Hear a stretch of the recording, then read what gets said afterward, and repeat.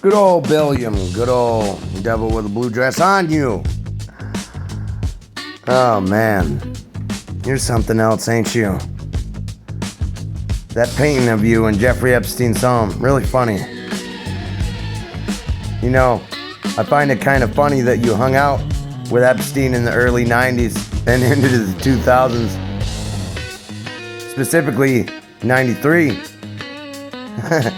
Before all your social welfare reform. And I find it funny that the Monica Lewinsky incident happened in 95.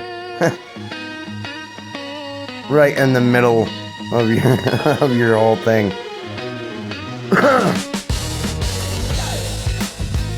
Oh, and in 1997, when the Monica Lewinsky incident was going on, you signed in the Adoption and Safe Families Act that caused the incentive payments. Oh, no, this is the one where it revokes the right for children, parental rights for children in care. 15 of the last 22 months, you're going to just take rights away for financial incentives for adoption. Slick bill. Oh, yeah, that's also when you changed the child support enforcement network with your 1996 Personal Responsibility Work and Opportunity Reconciliation Act, PROWORA. Strengthen enforcement and tying welfare to work. I'm sorry, that's a violation of the 13th Amendment. Why are you enslaving parents with the Deadbeat Parents Punishment Act? It wouldn't be to destabilize families so you could take their children for Jeffrey Epstein, would it? I mean, that's just a question. That's just a question. You don't have to answer. You're really fucking old, man. Hey, the Deadbeat Parents Punishment Act is a bill of attainder. And it's also a violation of the separation of powers doctrine and the right to travel. And the Supreme Court has ruled it unconstitutional. A Supreme Court has. Okay. Yep, and then you did the Child Support Performance and Incentive Act. Oh, so you're going to bribe the judges to make it faster, huh? And then you did executive orders. 3 years prior to that, okay? And in 1998, you tripled paternity establishments. And then there was also a program to study why children were having incarcerated parents. Okay, so 1996, 1998, okay, 1995, this whole area of time in which the Monica Lewinsky incident was taking place and you were hanging out with Jeffrey Epstein on his private island, which you visited 26 times.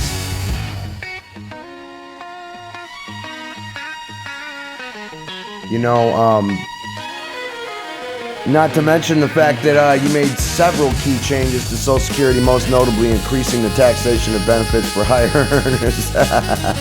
You mean robbing the Social Security system? Eliminating the retirement earnings test for seniors above full retirement age.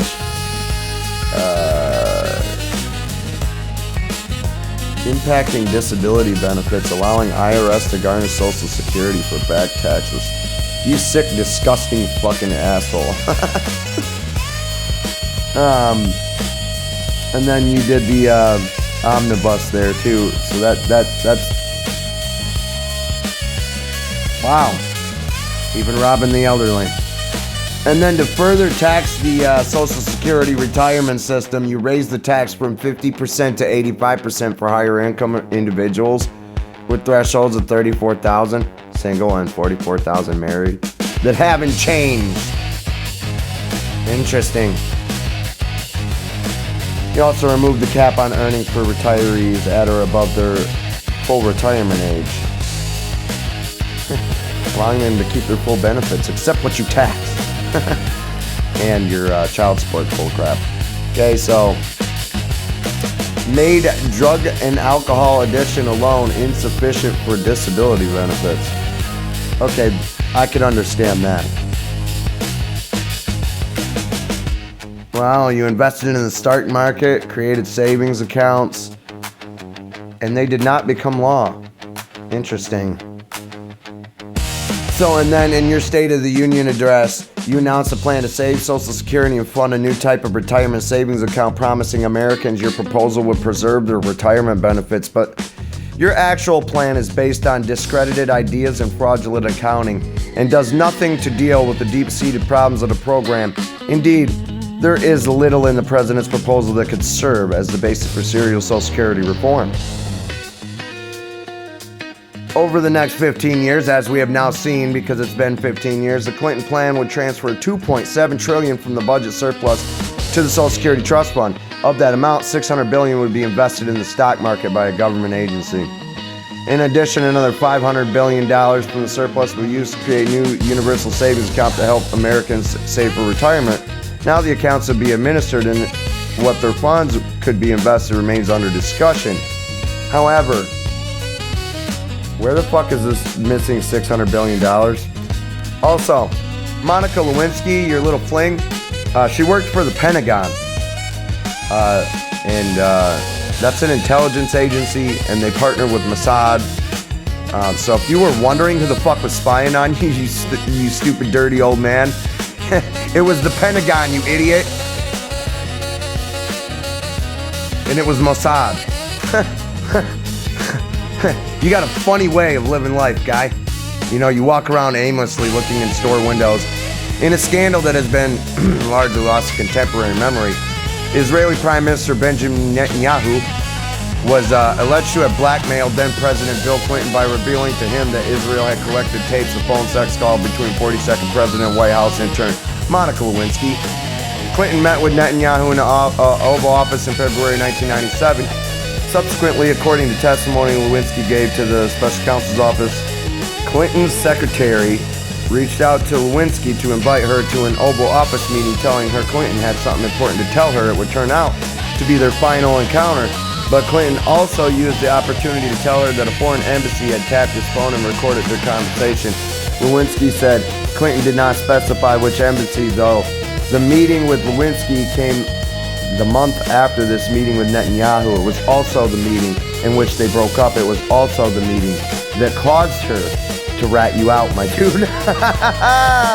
She worked for the Pentagon after being transferred from the White House in 1996 and before, due to her inappropriate behavior with President Clinton. It was at the Pentagon that she confided in co-worker Linda Tripp, who secretly recorded their conversation, ultimately exposing the affair that led to his impeachment. Okay? Your impeachment, boss. So in the book Gideon Spies, The Secret History of the Mossad, British author Gordon Thomas claims that Israel's intelligence agency Mossad has secretly recorded intimate phone conversation between President Bill Clinton and Lewinsky for the, according to this theory, the alleged tapes, reportedly 30 hours worth, were intended for use as blackmail leverage against the U.S. government, either to influence policy or to protect the highly placed Israeli mole within the White House with the codename Mega.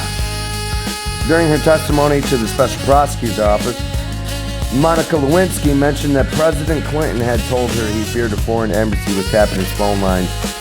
Lack of evidence, yeah, intelligence analysts and officials, and including the director of the Anti-Defamation League, which is actually the government propaganda spreading league, at the time dismissed these allegations as too contrived and lacking direct evidence, except for the independent counsel's investigation primarily focused on the encounters and potential cover-up. In a 2015 affidavit, Virginia Giuffre, victim of Jeffrey Epstein, claimed that Epstein had trapped her for sexual purpose to many other powerful men, including Prince Andrew of the British royal family and attorney Alan Dershowitz. Epstein did this, Giuffre claimed, to ensure that his targets would be in his pocket, which means they were being extorted, blackmailed, and bribed. She also later suggested that he had done it on behalf of Israeli intelligence, such as Mossad. It isn't entirely clear why Israeli intelligence would need to blackmail Alan Dershowitz, a lifelong defender of the Jewish state. Maybe because if Alan Dershowitz didn't cover this whole motherfucking thing up,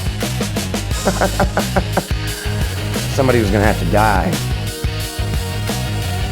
Nor could some of the media resist making up its own elaborations of Saudi papers stating the fact that Lewinsky would hand over 80% of her publishing profits to Israeli Prime Minister Benjamin Netanyahu, who would use this money to further his anti-Philistine policies.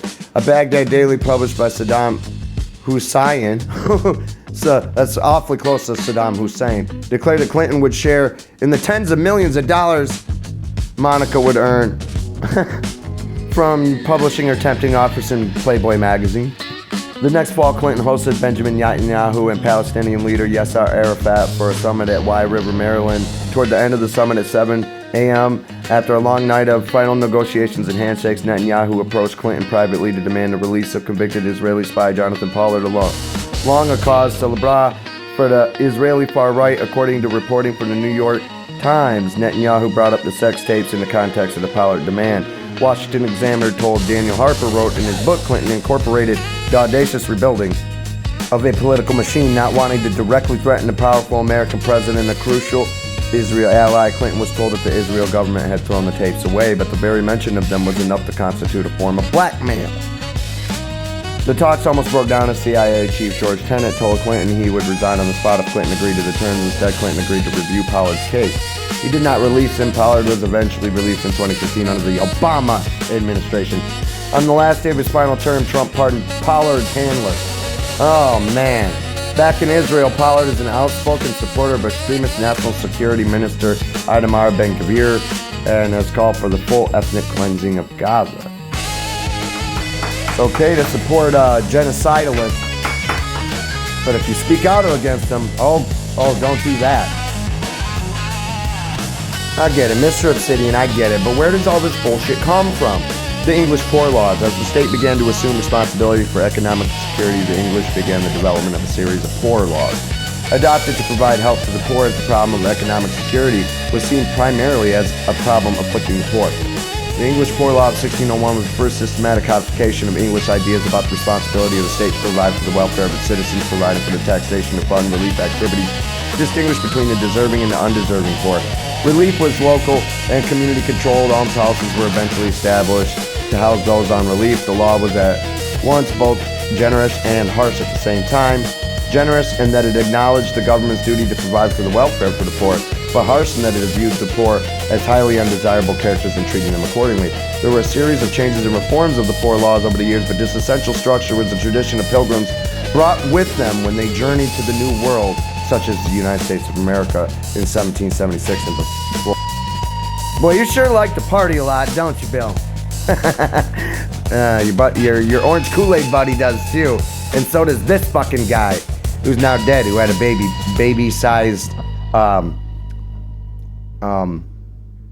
rooster. Yeah. Moving on. So for that guy, you got passed the Adoption and Safe Families Act of 1997 to strip some of these children from homes and get them out on the street so that he could use Bank of America, J.P. Morgan, okay, which were accepting your child support payments, right, your wage garnishments, okay. This was Dave Camp that proposed this, by the way, but the wage garnishments were going through Bank of America and J.P. Morgan, and that's where Jeffrey Epstein was getting his funding for his private island, in which he routinely experimented scientifically and tried to come up with different things to deal with minors that is pretty disgusting, that people need to know about, and we're going to get into it. Oh, and that's the guy who passed that act.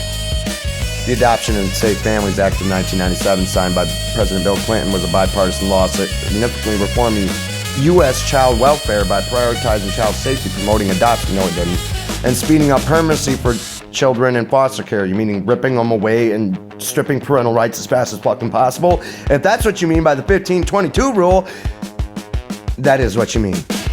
Because it disproportionately impacted poor families and families of color. You racist fucking bastards. Okay, you fucking undermined family preservation, disproportionately affecting poor families and families of color, and creating a system financially incentivized to remove children, put parents in prison, and then you get investigated for it by a committee to come in and look to see why there were so many so many fathers in frickin' jail, and there were so many children of incarcerated parents, and it was because of you, scumbag. Pew pew. Merry Christmas, asshole. Why did you accept the blackmail to create this fucked up system? You can make it make sense or not. Doesn't matter. You're still going to prison, motherfucker. Merry Christmas.